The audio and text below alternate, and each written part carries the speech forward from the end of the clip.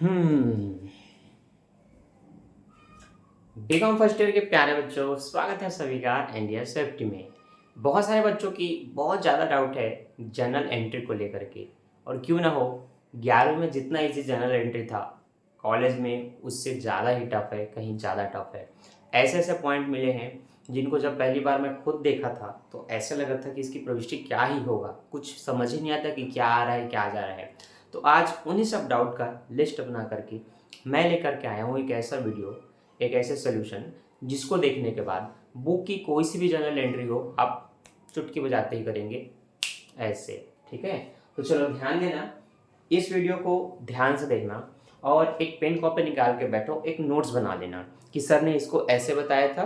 तो जब एग्जाम आए तो आप उसको बस एक बार देखेंगे, पूरा रिवीजन कर लेंगे। इसलिए जो भी बताया जाएगा उसको नोट कर लेना। ठीक है, ध्यान देना, मैं आपको अभी पूरा मौखिक समझाऊंगा, लेकिन जो मैं कहूंगा कि इसको नोट कर लो, उसको लिख लेना। ठीक है,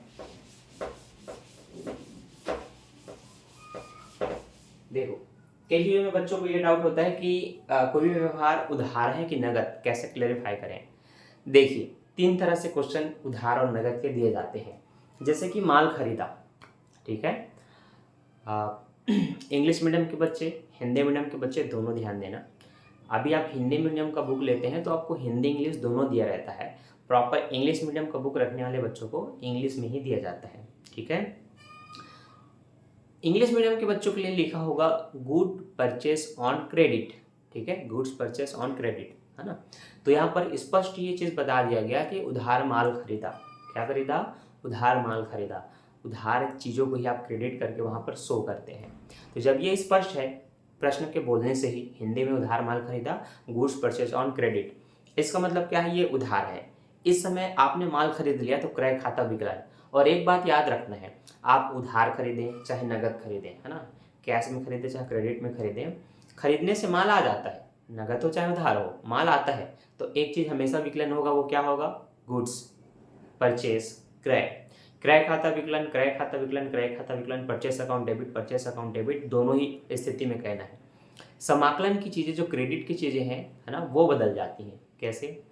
देखिए, जब आप नकद खरीदेंगे तो पैसा चला जाता है, तो क्रय खाता विकलन रोकड़ खाते से कहेंगे, purchase account debit to cash.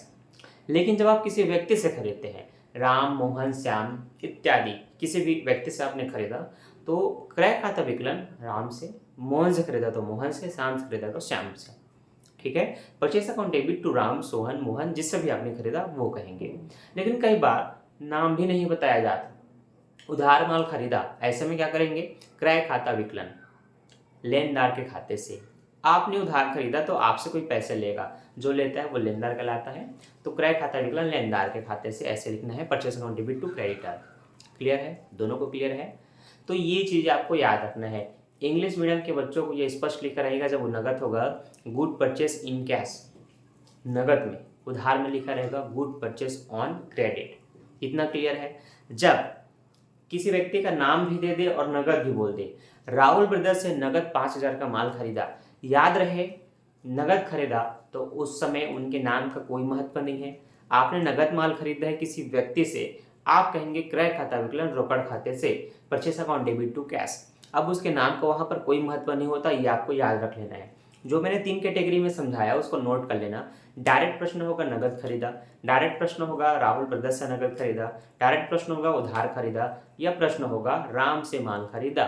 तो क्रय खाता विकलन राम से, क्योंकि ये उधार है, क्योंकि इसमें नगद नहीं बोला है। तो दो तरह से प्रश्न घुमा के देता है ना। Goods purchase to Ram, Shyam, Mohan, Anil brothers इत्यादि, ऐसे कुछ दिए जाते हैं। अगर कैश नहीं लिखा है इसका मतलब ये उधार है। ठीक है, तो इन चीज़ों को ध्यान देना है। सेम स्थिति बेचने पर होती है। जब आप माल बेचते हैं तो आपको पैसा मिलेगा, लेकिन कब? जब नगद बेचा हो। तो स्पष्ट लिखा हो माल बेचा, इसको नगद माना जाता है। सिर्फ माल बेचा लिखा है तो इसको नगद माना जाता है। सिर्फ माल खरीदा है तो इसको भी नगद माना जाता है। क्रय खाता विकलन रोकड़ से, purchase account debit to cash. नगद ना बोल करके सिर्फ बोले माल बेचा, तो माल बेचने से पैसा मिलेगा। रोकड़ खाता विकलन विक्रय खाता से, cash account debit to sales. माल चेक से बेचा, माल बेचा या चेक पाया तो पैसा बैंक में आता है, तो बैंक खाता विकलन टू सेल्स, है ना। बैंक खाता विकलन टू सेल्स, बैंक खाता विकलन क्रय खाते से, ठीक, सॉरी, विक्रय खाते से। अब यहाँ पर बोला हो राहुल ब्रदर्स को माल बेचा, नगद नहीं बोला है, राहुल ब्रदर्स को माल बेचा, good sold to Rahul brothers, है ना, यहाँ कैश का जिक्र कहीं नहीं है। इस समय याद रखना है बेचने से आपको कुछ नहीं मिला, सामने वाले को माल मिल गया, तो आप क्या कहेंगे, जिसको बेचा उसको तो मिला, तो पाने वाला विकलन होता है। तो राहुल ब्रदर्स को बेचा तो राहुल ब्रदर्स विकलन हो जाएगा विक्रय खाते से, राहुल ब्रदर्स डेबिट हो जाएंगे टू सेल्स, याद रहेगा। ठीक, अगर ये स्पष्ट बोल दे कि सेन ब्रदर्स को 5,000 का माल नगद बेचा, है ना, good sold to Sen brother in cash. इस समय आपको याद रखना है कि नगद बेचा हो, पैसे मिल जाते हैं, फिर उस व्यक्ति का कोई काम ही नहीं है। आप बोलो cash account debit to Sohan brothers, Sen brother जिसको हमने बेचा, सॉरी टू सेल्स, नगद बेचा हो, बेचने की स्थिति में विक्रय ही समाकलन होता है, याद रखना। जैसे खरीदने में मैंने आपको बताया नगद खरीदो चाहे उधार खरीदो क्रय खाता विकलन, बेचने में हमेशा विक्रय खाता ही समाकलन होगा, सेल्स अकाउंट ही क्रेडिट होता है। तो नगद बेचा है उस स्थिति में तो रोकड़ खाता विकलन विक्रय खाता से cash account debit to sales. Clear है? ये कुछ चीजें होती हैं जो आपको कंफ्यूज करने के लिए दिया जाता है। ये तो हो गया क्रय विक्रय का, ठीक है। वापसी के संबंधित में जो रिटर्न होता है उसमें भी बच्चे बहुत डाउटफुल रहते हैं। देखो एकदम प्रश्न क्लियर होता है, राहुल ब्रदर्स से आया कि राम से वापस आया कि सोहन से वापस आया कि शेन ब्रदर्स से वापस आया, वापस आया लिखा रहता है। क्या लिखा रहता है? वापस आया। तो बेचा हुआ माल वापस आता है, बेचा हुआ माल वापस आता है, तो विक्रय वापसी खाता विकलन, बेचा हुआ वापस आया तो विक्रय वापसी खाता विकलन, sales return account debit to, जिसने वापस किया सोहन मोहन सेन ब्रदर्स से, तो नॉर्मल सा लिखा होगा राम से वापस आया तो विक्रय वापसी खाता विकलन राम से, तो sales return account debit to Ram, इतना लिखना है। अगर वापस किया, राम को वापस किया, सोहन को वापस किया, मोहन को वापस किया, खरीदा हुआ माल वापस किया जाता है, ये याद रखना है। जिसको वापस करेंगे वो विकलन, क्योंकि पाने वाला विकलन होता है, ठीक है। जो रिसीव करेगा उसको विकलन डेबिट किया जाता है। पाने वाला विकलन याद रहिए, राहुल को वापस किया, राहुल विकलन क्रय वापसी से, Rahul account debit to purchase return. Shyam को वापस किया तो Shyam debit to purchase return, बस इतना ही है क्रय वापसी से, इस तरह से आपको लिखना है। ये तो हो गया क्रय वापसी विक्रय वापसी की स्थिति में। कई बार प्रश्न ऐसे बोलता है कि सोहन ब्रदर्स को भुगतान का चेक जारी किया, चेक जारी किया, इससे समझ नहीं आता कि बच्चों को कि क्या करना है। तो जब भी चेक जारी किया ऐसा लिखा हो, याद रखिए उस व्यक्ति को आप पैसा दे रहे हैं इसलिए आपने चेक जारी कर दिया। तो जिस व्यक्ति के लिए चेक जारी करते हैं उस व्यक्ति को विकलन बैंक खाते से, ठीक है। राहुल ब्रदर्स के लिए चेक जारी किया तो राहुल ब्रदर्स विकलन बैंक खाते से, ऐसी प्रविष्टि होगी। अब कुछ प्रविष्टि ऐसी होती है जिसमें बच्चे कंफ्यूज हो जाते हैं छूट वूट निकालने के लिए, इसको आप नोट कर लेना। अब मैं ये आपको बताने वाला हूँ। तो देखो, जब हम किसी व्यक्ति को धार माल बेचते हैं तो वो व्यक्ति हमें पैसा देता है तो हमारा देनदार कहलाता है। जैसे कि राहुल को माल बेचा 9,000 का, तो इतना समझ लो कि राहुल हमें पैसे देगा क्योंकि हमने उसको माल बेच दिया है ना। याद रखिए नगद नहीं लिखा है। इस स्थिति में जब ऐसी कोई एंट्री मिले तो आपको प्रविष्टि करनी है उसकी, राहुल विकलन किससे? विक्रय खाता से टू सेल्स, ठीक। जो 9,000 रुपए है उसी को दोनों पक्षों में ऐसे लिख देना है। क्लियर? अब आगे ध्यान देना। राहुल को उधार माल बेचा,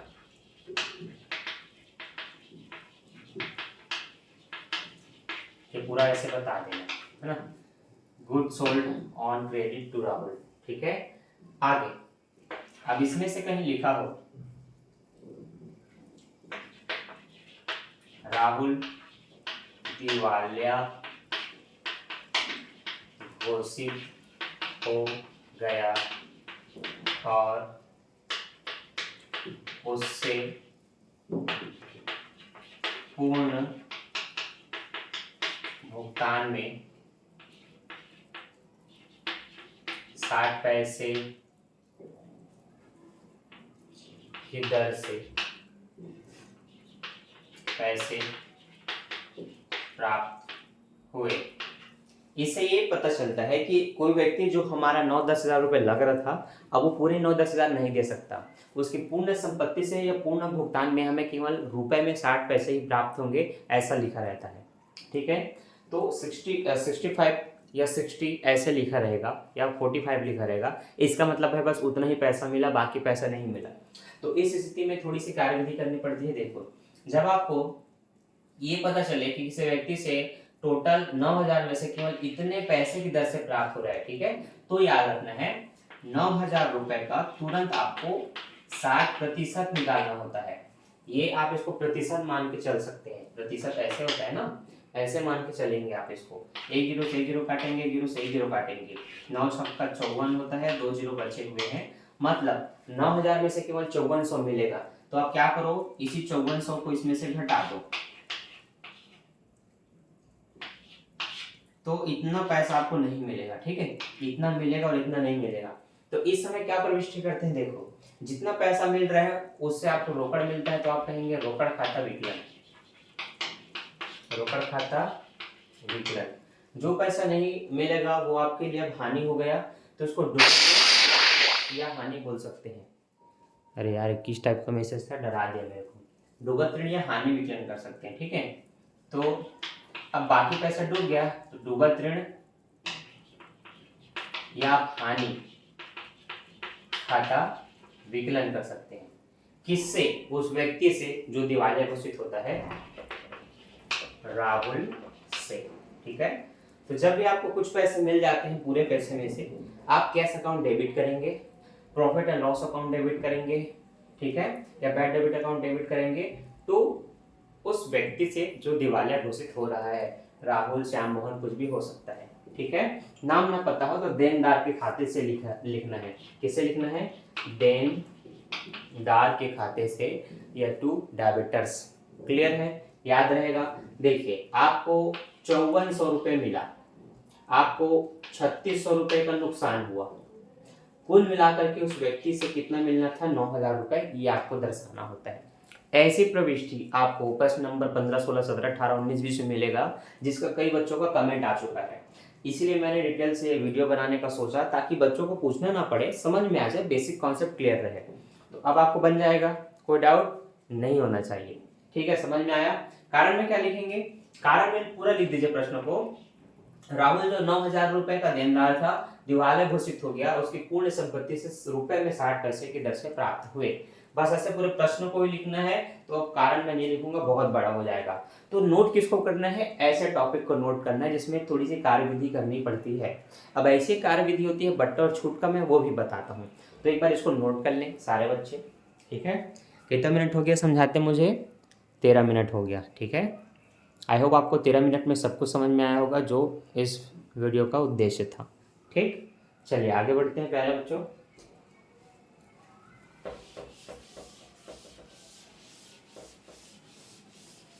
ये वीडियो देखने के बाद जो टफ से टफ जनरल एंट्री होती है वो आपसे इजीली बनेगा। ठीक है, दूसरा कठिन काम क्या होता है, देखो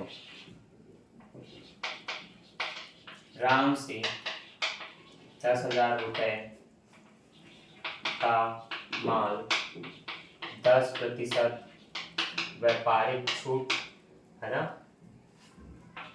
तथा 5% नगद छूट शर्त पर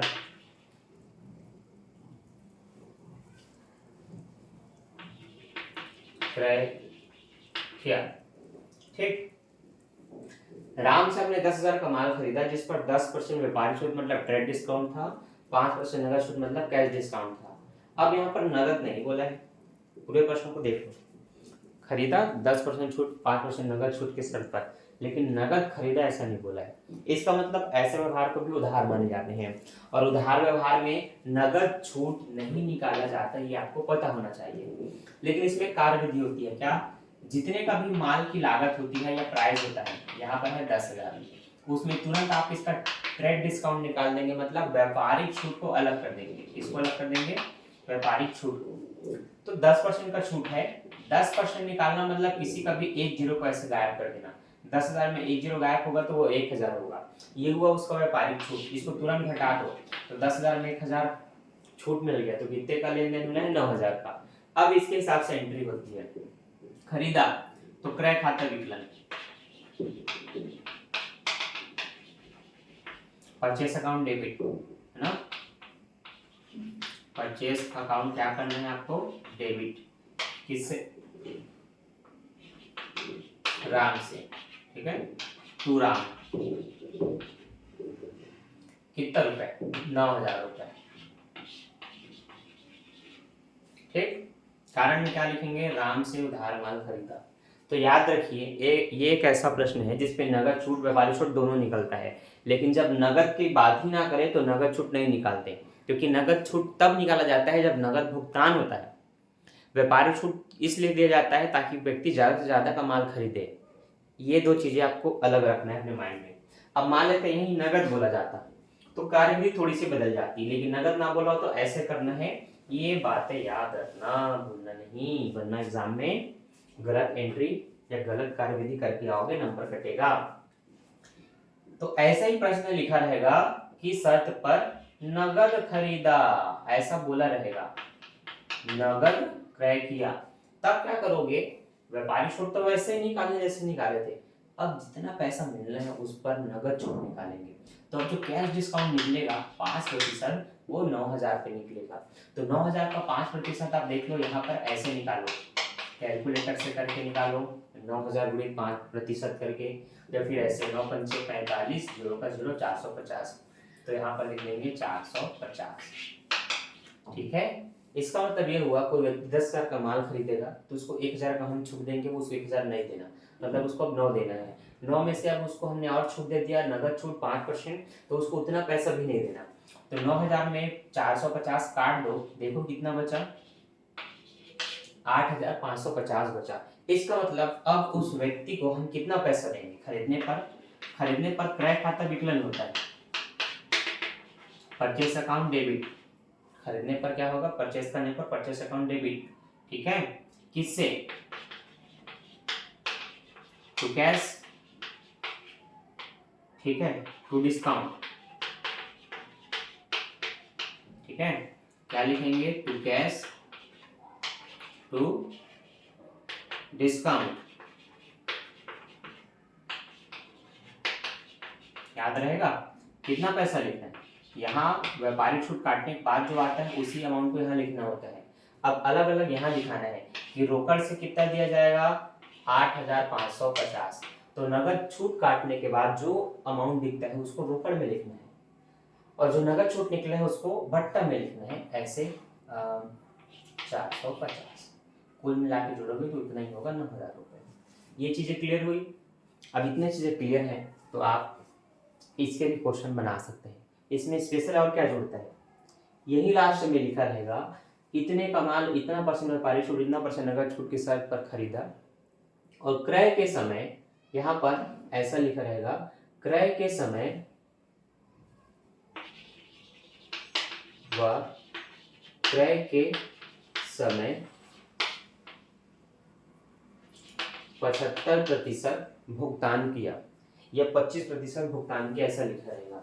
तो देखिए व्यापारिक छूट काटने में सबसे पहले टॉप अमाउंट में, और वो निकलेगा 9,000।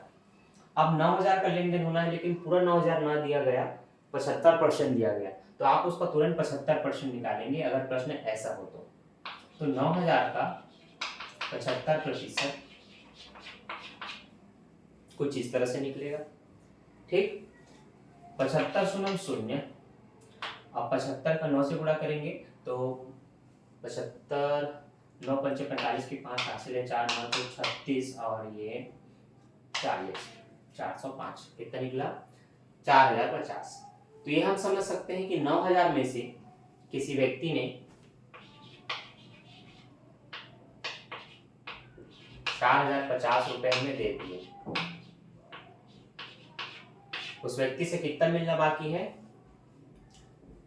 4,950। शायद थोड़ा सा गलत है, मुझे ऐसा लग रहा है, गुणा में हम गलती किए हैं शायद। 9 पंचे 45 होगा, 9 सत्ते 63 होगा।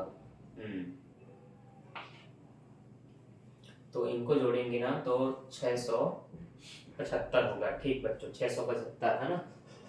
तो 6750 मिला। ठीक, यहाँ निकालने में शायद गलती है, आप एक बार मोबाइल से निकाल के देख लो। लेकिन परसेंट निकालना बहुत सिंपल है। 9000 गुणित 75% कैलकुलेटर में छुओ निकल जाएगा। यहाँ भले मेरे से थोड़ा गलत आ गया। मेन मुद्दा क्या है, जब भी कुछ परसेंट में भुगतान किया जाता है तो व्यापारी शुल्क काटने के बाद उस अमाउंट का ऐसे परसेंट निकालो और उसमें से घटा दो। घटाने के बाद पता चलेगा कितने का लेन देन उस व्यक्ति से हमें करना है। तो इतना रुपए हमने नगद दे दिया, इसको हमने इतना पैड कर दिया। ठीक है, इतना क्रेडिट हो गया है ना, मतलब इतना उधार हो गया। ऐसे स्थिति में प्रविष्टि क्या होती है, खरीदा तो क्रय खाता विकलन रोकड़ से बट्टा से और जितना पैसा उसको देना है उसको उसके नाम से समाकलन करते हैं। तो इसी स्थिति में प्रविष्टि क्या हो जाता है, ध्यान देना, क्रय खाता विकलन 9000 ही रहेगा, नो डाउट। अब नगद छूट किस पे निकलेगा, जितना दिया गया। कितना दिया गया, 6750। तो नगद छूट उस पर निकलेगा, ये आपको याद रखना है। ठीक है, तो ये 10 से 10 कटा, 5 जगह 5, 5 में 10 कटा, 2 तिया 6, 2 तिया 6, 2 सत्ते 14, 2 पंचे 10। तो जो पैसा 6750 मिलना था उसमें से हमने 337.5 का छूट दे दिया। 9 में 7 जाएगा 2, 4 में 3 गया 1, 3 में 1 गया 4 और 6 का 6।